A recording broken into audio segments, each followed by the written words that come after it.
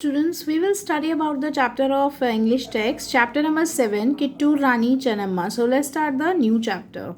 Let's read the story of Rani Chennamma, who led an armed rebellion against the British East India Company in 1824, 33 years before the first war of independence. चलिए अब हम रानी चेन्नम्मा की story पढ़ते हैं, जिसमें उन्होंने सबसे आगे बढ़कर ब्रिटिश के खिलाफ जो है युद्ध लड़ा है 1824 में। ब्रिटिश ईस्ट इंडिया के खिलाफ जो है युद्ध लड़ा है 1824 में, और 33 साल पहले उन्होंने भारत में पहला जो है स्वतंत्रता का युद्ध लड़ा। Chennamma was born on 27 October 1778 in a small village called Kakti in Belgaum, Karnataka. Rani Chennamma का जन्म 27 अक्टूबर 1778 में एक छोटे से गांव में हुआ था, जिसे ककाटी गांव कहते थे, बेलगांव ककाटी, जो कि कर्नाटका में है। From a very young age, Chennamma received training in archery, horse riding, and sword fighting. She was well known throughout her village for her bravery. Rani Chennamma जो है वो बहुत ही छोटी उम्र में उन्होंने क्या है एक ट्रेनिंग ली थी, और उन्होंने सीखा था, जैसे जो हमारा बाण तीर जो धनुष बाण चलाना, उसकी ट्रेनिंग ली थी उन्होंने, और हॉर्स राइडिंग यानी कि घुड़सवारी की थी, और तलवारबाजी करना सीखा था। ये सब बहुत उन्होंने अच्छे से सीखा था, और पूरे गांव में उनकी बहादुरी के चर्चे थे। मीन्स उनकी बहादुरी के लिए लोग उन्हें जानते थे। She married Mala Saraja Desai, the king of Kittur, at the age of 15 and became the queen of Kittur. उनकी जो शादी है वो माला सराजा देसाई से हो गई थी, जो कि किट्टूर के राजा थे। 15 साल की उम्र में ही उनकी शादी हो गई थी, और वो किट्टूर की रानी बन गई। Unfortunately, 23 years later in 1816, she lost her husband.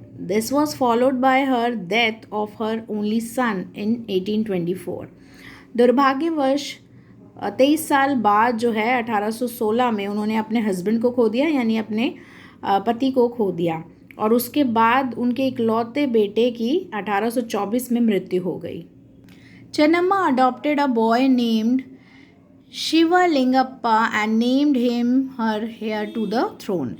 Chennamma ने एक लड़का गोद लिया जिसका नाम शिवलिंगप्पा और रखा, और उसका जो नाम रखा गया था शिवलिंगप्पा, और उसे सिंहासन पर बिठा दिया गया।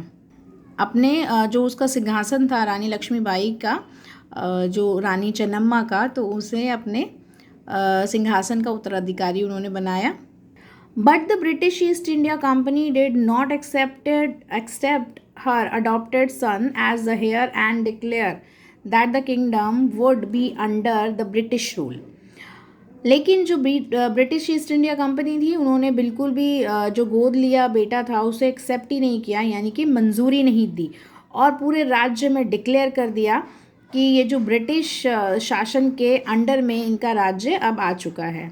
Rani Chennamma then wrote a letter to the Lieutenant Governor of Bombay Presidency, Mount Stuart, Elphinstone, pleading her cause, but the request was turned down. Rani Chennamma ने एक लेटर लिखा उपराज्यपाल को, बॉम्बे में जो राष्ट्रपति पद पर थे, माउंट स्टुअर्ट एल्फिस्टन से प्रार्थना की, लेकिन उनकी रिक्वेस्ट को ठुकरा दिया गया।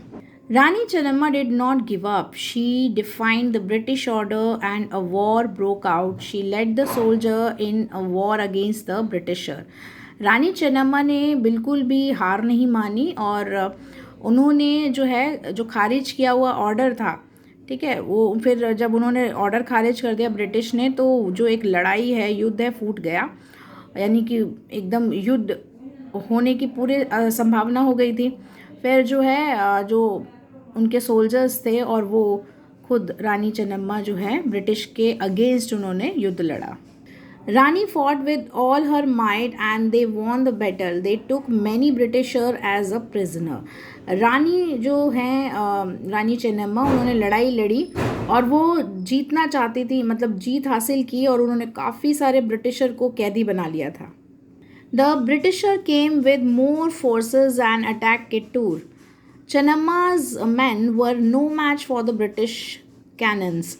यानी कि जो ब्रिटिशर्स थे वो वहाँ पर आ गए थे अपनी बहुत सारी फोर्स के साथ और उन्होंने किट्टूर पर आक्रमण कर दिया. अब चेन्नम्मा के जो लोग थे वो बिल्कुल भी सामना नहीं कर सकते थे ब्रिटिश की तोपों का.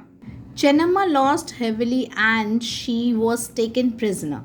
अब चेन्नम्मा जो है वो बहुत ही मुश्किलों से हारी, काफ़ी भारीपन से हार गई वो. काफ़ी मुश्किलों से हारी थी और उन्हें जो है कैदी बना लिया गया. She was imprisoned and in the Bailhongal fort where she spent her time reading holy books. She died 5 years later on 2 February 1829. अब उनको जब कैदी बना लिया गया था, जो बेलहोंगल फोर्ट था, किला था जो बेलहोंगल, उसमें उन्हें कैदी बना लिया गया था, जहाँ पर उन्होंने अपना पूरा समय जो है पवित्र बुक्स को, जो पवित्र ग्रंथ थे उनको पढ़ने में बिताया. और फिर उसके बाद 5 साल बाद उनकी मृत्यु हो गई 2 फरवरी 1829 में.